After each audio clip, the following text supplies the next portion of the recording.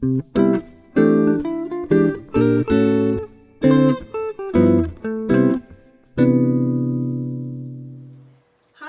welcome to the Acceleration Conversation. I'm Leah Thayer. Today we're going to talk about the basics of acceleration. We'll start with the definition. Acceleration is when students are moved through the educational system faster than the system is designed for typical students. There are different kinds. You might see something like early entrance to kindergarten or even early entrance to a university. Teachers can compact within a school year. That's acceleration too. It might be within a unit, within a month, within a semester. And there's partial accelerations too. This is where the student's class placement is changed for the whole year, but only for one subject. So for example, a third grader might do a walk up to the hall in the math class to the fourth grade class next door. Or at the secondary level, a student's math placement can be changed.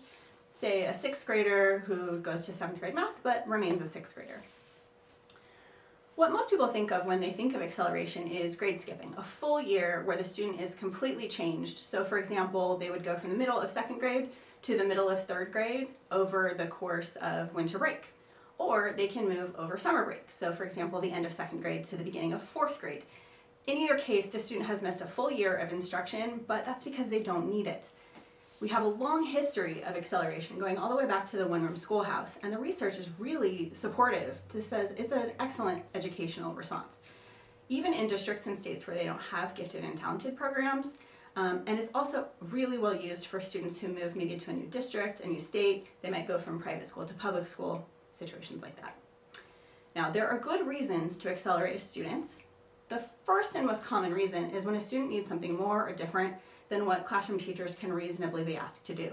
We would typically see scores pretty consistently above 95th percentile or 95% pretty regularly. This tends to reduce boredom and behaviors and increase engagement and rigor for those students who are ready. There are good reasons not to accelerate.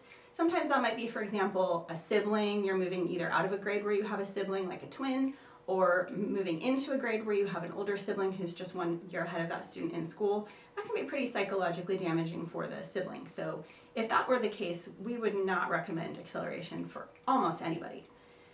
If the student is doing well in their current placement, but an acceleration would put them in a position where they would academically struggle, then that's typically also not recommended.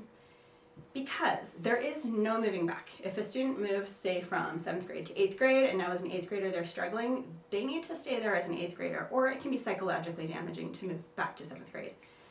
There are a lot of concerns when you mention acceleration, and the number one concern I hear is, what about socialization? What about emotional? What about maturity?